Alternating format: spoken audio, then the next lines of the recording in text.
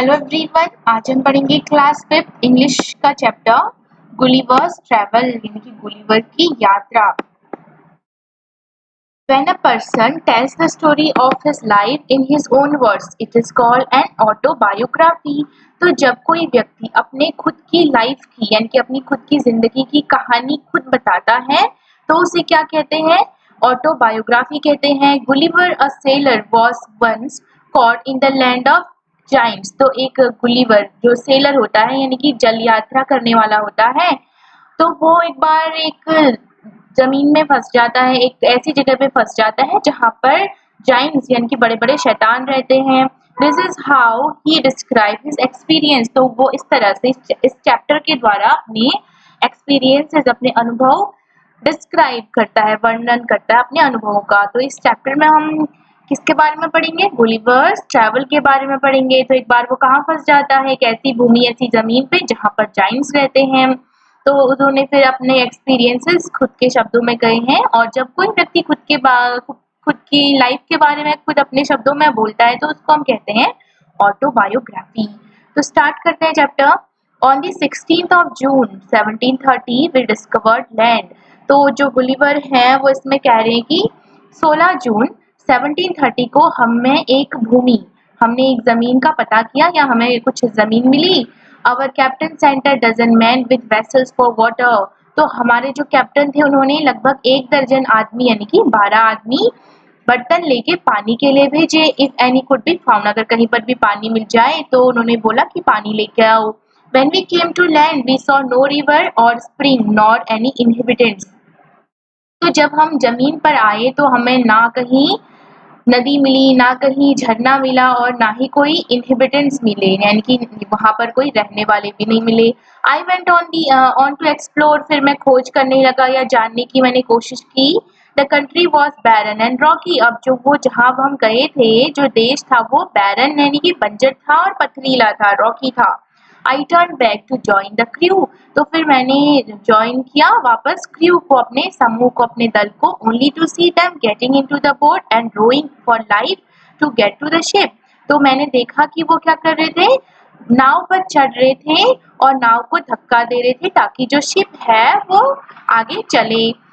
Next, before I could reach them, तो इससे पहले कि मैं उनके पास पहुंचता, I observe a huge creature walking after them in the sea as fast as he could. तो मैंने देखा कि समुद्र में उनके पीछे एक बड़ा सा कोई जानवर, क्रिएचर का मतलब होता है कोई जीव, जानवर, ठीक है, बड़ा सा कोई जानवर उनका पीछा कर रहा है और जितनी तेजी से वो भाग सकता था उतनी तेजी से वो उनके पीछे भाग रहा था। The water of the ocean reached only till his knees। और समुद्र का जो पानी था वो केवल उसके घुटनों तक ही पहुंच रहा था। However, the monster was unable to overtake the speeding boat। हाँ, इतना हुआ कि जो मॉन्स्टर था वो बोट की स्पीड को नहीं पछाड़ सका, यानी कि मेरे जो दोस्त थे, बाकी जो क्रू था मेरा, वो आगे निकल गया मॉन्स्टर को छोड़ के और मैं पीछे ही रह गया। I turned back quickly। फिर मैं जल्दी से पीछे मुड़ा and climbed up a steep hill with fields of barley on either side and the corn rising up to 40 feet। फिर मैं पीछे मुड़ा और मैं एक सीधी खड़ी हुई पहाड़ी थी, उस पहाड़ी की ओर मैं भागा और पहाड़ी के दोनों ओर क्या थे, खेत थे और खेत के दोनों ओर बार्ली यानी कि जौ की फसल उगी हुई थी और जो उसका पौधा था, जो कॉर्न था, वो लगभग 40 फीट उगा हुआ था जमीन से। There was a fence to pass from one field to other. Fence का मतलब होता है बाड़। तो एक खेत से दूसरे खेत में जाने के लिए क्या था, बाड़ लगी हुई थी, यानी कि एक खेत से दूसरे खेत के बीच में क्या था, बाड़ लगी हुई थी। It was impossible for me to climb because every step was 6 feet high। अब बाढ़ जो होती है उसको क्रॉस करने में तो एक बड़ा मेरे लिए इम्पॉसिबल सा काम हो गया था। ऐसा क्यों हुआ? क्योंकि जो बाढ़ थी वो उसकी हाइट कितनी थी, 6 फीट थी। I was trying to find a gap in the hedge when I discovered one of the inhabitants in the next field walking towards the fence। तो मैं सोच रहा था कि जो बाड़ा है वहां पर जो गैप होगा तो मैं वहां से निकल जाऊंगा। तो फिर मैंने देखा कि एक इनहिबिटेंट यानी कि जो वहां पर रहता था वो मुझे एक फील्ड पे मिला। He was the same size as the creature chasing the boat. और वो उसी साइज, उसी आमाप आकार का था जो क्रिएचर उस बोट के पीछे जा रहा था। I was struck with utmost fear and astonishment and ran to hide myself। तो मैं बहुत ज़्यादा डर गया और मुझे बड़ी हैरानी हुई और मैं फिर भागा खुद को बचाने के लिए, खुद को छुपाने के लिए। He called in a voice much louder than a trumpet। तो फिर ट्रम्पेट यानी कि हाथी की आवाज़ होती है। तो फिर वो बहुत तेज़ी से कुछ उसने बोला अपनी वॉइस में, अपनी लैंग्वेज में। इट साउंडेड लाइक थंडर और ऐसा लग रहा था कि बादल गरज रहे हैं। 7 monster like him came towards the field, ready to reap the corn। तो वो उसने देखा कि 7 मॉन्स्टर का मतलब शैतान, राक्षस, ठीक है। तो उसी के जैसे 7 और जो शैतान थे वो खेत की ओर आ रहे थे। कौन? उस फसल को काटने के लिए। They carried a reaping hook which was very big. वो अपने साथ एक काटने के लिए कोई हथियार औजार भी ला रहे थे, दराती लेके आ रहे थे जो कि काफी बड़ा था।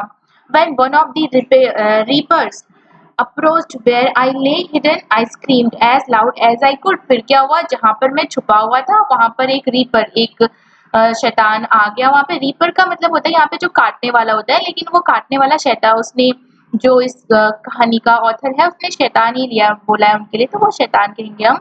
तो उसने देखा कि एक जो रीपर है वो वहां पर आ गया जहां पर वो छुपा हुआ था और वो जितनी तेजी से चिल्ला सकता था वो उतनी तेजी से वो चिल्लाया। The creature stopped reaping. तो क्रिएचर जो जीव था, जो वो शैतान था, फिर वो काटना बंद कर देता है फसल। Picked me up between his थम। वो क्या करता है? अपने थम और अपने फोर फिंगर के बीच में मुझे उठाता है, कुछ इस तरह से उठाया उसने। And brought me close to his eyes. और अपनी आंखों के पास मुझे ले गया 60 फीट अबव द ग्राउंड। और कितना ऊंचा ले गया? ग्राउंड से, जमीन से लगभग 60 फीट ऊपर। He looked at me with curiosity and blew my hair aside to get a better view of my face। अब वो मुझे बड़ी जिज्ञासा से देखता है। क्यूरियोसिटी का मतलब होता है जिज्ञासा से देखता है, और मेरे बाल जो है वो फूंक मार के वो एक साइड पे कर देता है ताकि मेरे चेहरे को वो अच्छे से देख पाए। He called his friends and gently placed me on the ground। फिर वो क्या करता है? अपने दोस्तों को बुलाता है और बड़े आराम से मुझे फिर नीचे रख देता है जमीन पर। They all sat on the ground to take a good look at me। और वो फिर क्या करते हैं? सारे जमीन पर बैठ जाते हैं ताकि मुझे अच्छे से देख पाए। I walked।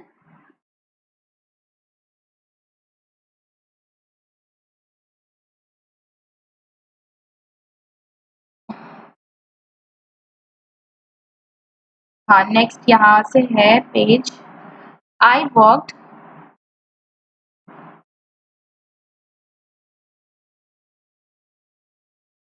I walk slowly backward and forward. तो फिर मैं क्या कर रहा था? धीरे से आगे की ओर, पीछे की ओर जा रहा था। Pulled off my head and made a low bow towards the farmer. और फिर मैंने अपना जो हेड थी, जो टोपी थी, वो मैंने उतार ली और मैं थोड़ा सा फार्मर, किसानों की ओर झुकने लगा।